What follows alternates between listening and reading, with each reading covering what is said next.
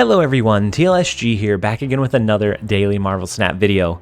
So we know that coming up, the balance patch should be focusing on Thanos and Shuri. Not necessarily, we don't know that it's going to be those cards directly, but we know that it's going to be targeting the decks that they work well within, at the very least. So we don't know if Shuri's actually going to be changed, but in anticipation of the balance change coming up, I wanted to cover some decks that already currently do very well on the ladder and in the game, outside of Thanos and Shuri, that I think are poised to do even better once the balances come down.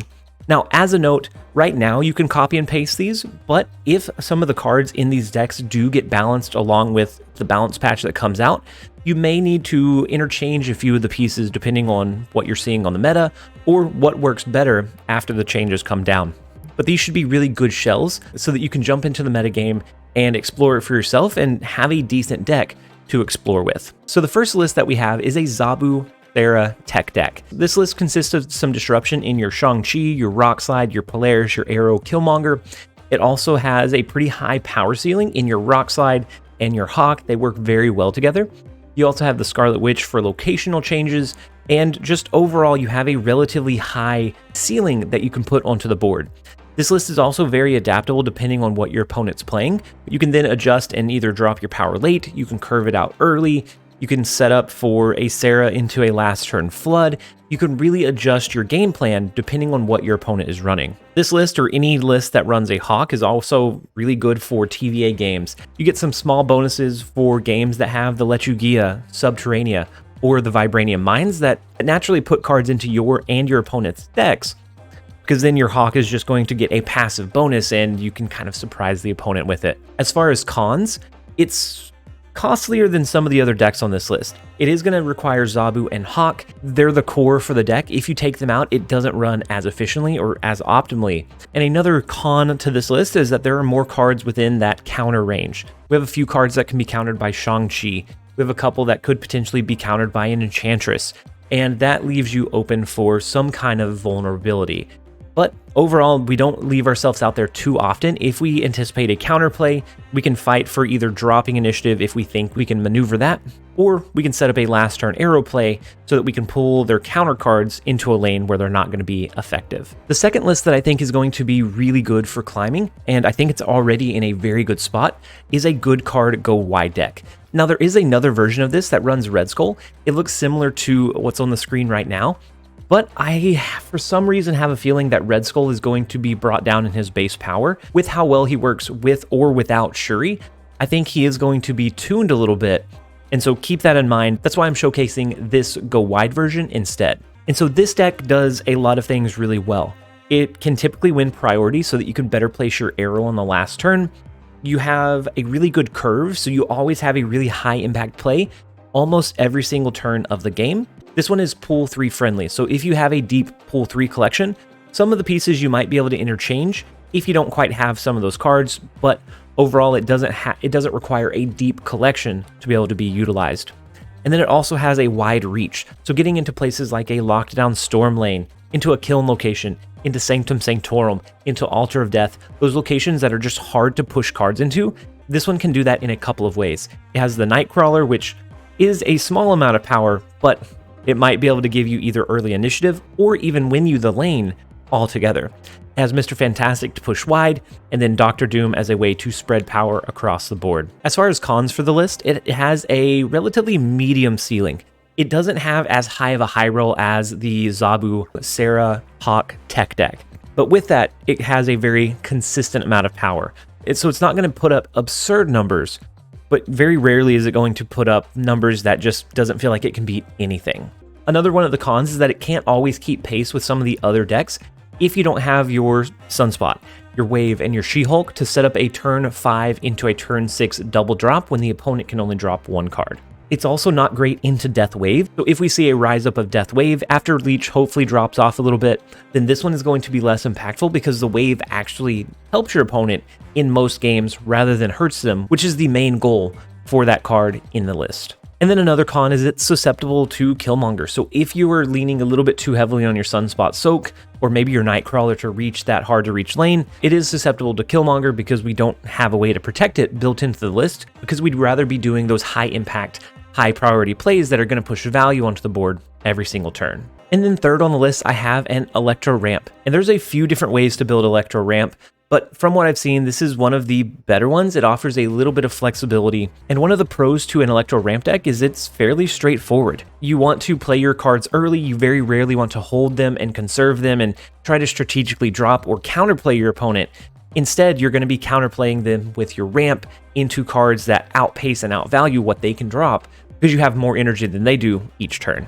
One of the other pros to this list is it's very flexible. You can maneuver the cards, you can go wide, you can adjust your game plan depending on what your opponent's running, and so a lot of times you can find ways to win in games that other decks may not be able to. It's also very pool 3 friendly, so it doesn't require a deep collection. You don't need pool 4 or pool 5 cards to build this one and run it. It also has a wide reach, so being able to reach into those Stormed, Sanctum Sanctorum, Plunder Castle, all of the same reasons that the other good card go wide deck does well, this one matches that, only it has the benefit of being able to block things like Death Wave.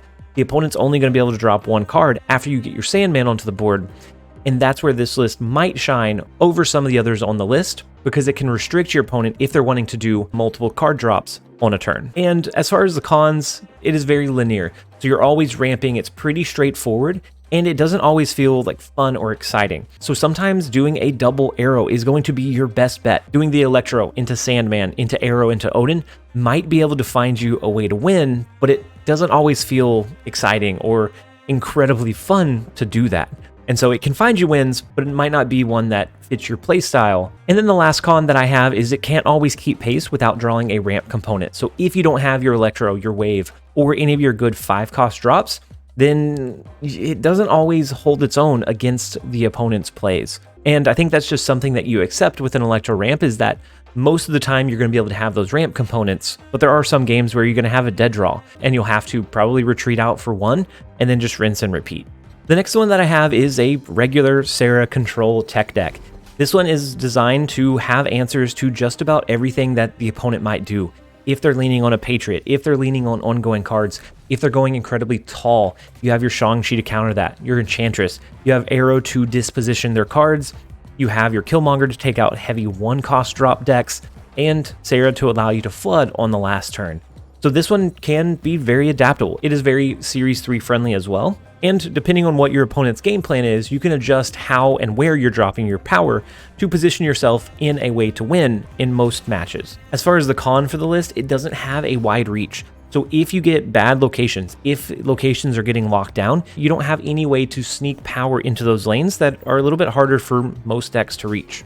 And then another con is that it's a lower ceiling than the Zabu Hawk version of the Sera Tech deck. It doesn't quite have as much disruption, it doesn't quite have as high of a power ceiling, at the cost of being more accessible. And then the last one that I have on the list is a Zabu Hawk Dino deck. This one already does very well. It has that disruption from the Korg and the Rock Slide to give your opponent just junk that they could potentially draw into or flip into if they're running Lockjaw. It has a very high power ceiling, so it has the Hawk that it could lean on. It has the Mystique that you could use as well. You could always use your Zabu and then do Hawk and Mystique on the last turn after having dropped a Devil Dino on 5. You have a lot of ways to push a high amount of power, and so for a pro for the list, it does disruption very well, and it has a really high power ceiling. For cons, it of course is costlier than other decks. It requires the Zabu and the Hawk, which are a little bit harder to unlock for most players. And then it also has a lower average game power than the Sera Techs, so it's susceptible to bad draws. If you draw into a bad order, you're not going to be able to lean into your Moon Girl, into your Disruption, into those pieces that really help the deck excel in most matches. But overall, it is still a very solid list. It has an incredible high roll potential, so it can compete against most other decks out there. It's just sometimes similar to the Electro Ramp. You may have to retreat whenever you don't get an ideal draw. And then real quick, we have a lot of honorable mentions. I will leave a link for all of these. I've covered them in videos in the description below. But we have a Moon Girl Double Down Flood. This offers a lot of flexibility. You can push a lot of late game power that makes it a little bit less counterable because you're pushing most of your power late in the game.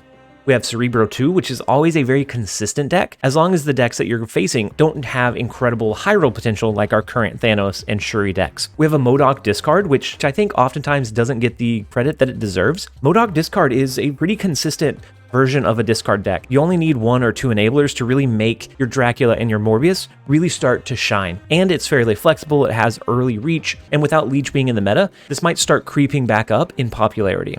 We also have Patriot. Patriot is very consistent, similar to a Cerebro 2. It can do what it does very, very consistently and very well. It has the backup game plan of the Blue Marvel, similar to Cerebro 2, that if you don't draw Patriot, you can lean in on maybe on Blue Marvel, maybe on a few of your other cards, and you have the ability to go wide with your Ultron, sometimes Debris, sometimes Squirrel Girl, sometimes Doctor Doom, to be able to reach those hard to reach locations. We have Bounce. Bounce is poised to really start impacting the meta in a very scary way in the very near future, with cards being released like Kitty Pryde, Hitmonkey.